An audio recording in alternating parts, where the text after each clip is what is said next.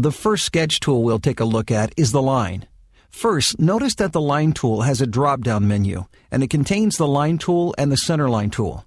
I'll discuss the centerline tool in a later lesson. I can also locate the line tool from Tools, Sketch Entities, or by right-clicking in the graphics area, using the S key shortcut,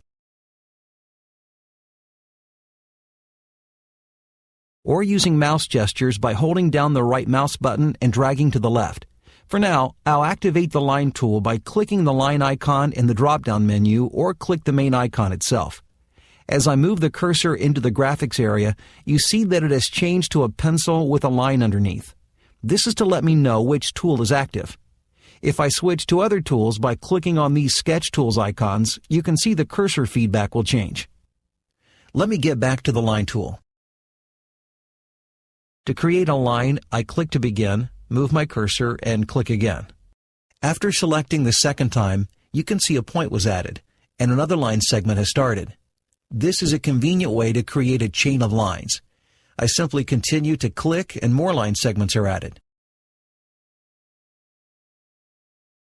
To end the chain of lines, I can right-click and select End Chain from the pop-up menu. Another way to end a chain of lines is to double-click. When you double-click, the last point you added becomes the end of the chain. There is a slight variation to this method of creating geometry that many users prefer. Instead of clicking to begin a line segment, then moving the cursor and clicking again to add a point, you have the option of click dragging. I'll click and keep the mouse button pressed. Then I'll drag to the location where I want the line segment to end and release the button. The difference, as you can see, is that no chain of lines is created, just one segment. For those that don't want to worry about ending chains either by right-clicking or double-clicking, this might be a better method. Other sketch tools work very much like the line tool. Let me clear this sketch by deleting these lines. To delete sketch items, all you have to do is select them and press delete on your keyboard. This can be an annoying stumbling block that trips up many new users. To select something in Solidworks, you click on it. However, because I still have the line tool activated, when I click on these lines, I end up beginning a new line. Typically, a new user will notice this, and to try to avoid this new line, they'll bring their cursor back to the beginning very carefully, hoping that Solidworks will forget all about the new line. The problem with this is that you end up with these little tiny specks of lines that can cause nightmares down the road. To avoid all this trouble, just remember to turn off whatever sketch tool you might have on before you try to select things.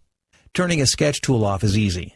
Either click again on the active tool or click on the select icon, the icon with the picture of the arrow pointer. For those of you that like to use right-click shortcuts, you can also right-click and pick Select from the pop-up menu. Another very popular method to exit from an active tool in SolidWorks and return to the Select tool is to hit the Escape key on your keyboard. Now with the Select tool, I can click on these lines to select them and press Delete on the keyboard to delete them. If you want to select more than one line, just hold down the Control key as you click on the lines. When I press Delete, they all go away. One last trick to selecting items in a sketch.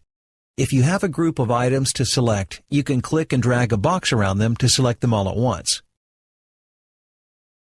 Dragging a box from the left to the right will select any elements that are completely inside of the box.